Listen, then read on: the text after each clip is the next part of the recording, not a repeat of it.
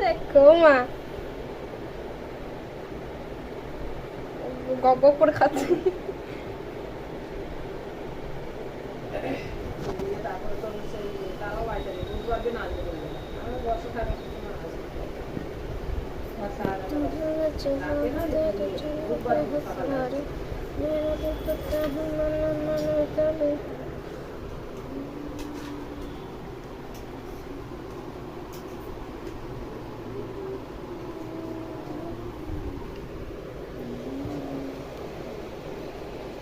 শয়তানের নিচে দিলে খায় না, হাতে দিয়ে ই করতে হবে।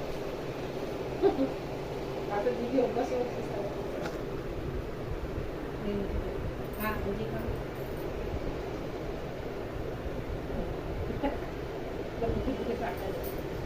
মুখে ঠাকুর ওঠে, ভাত চা খাবো, ওই যে খাওয়া তারপরে, নাহলে মুখের দিকে তাকায় থাকে, খাওয়া ভাত খায় না কেন? অস্থির করবে। পেট ভরে গেছে। রাতে আর খাওয়াবি না?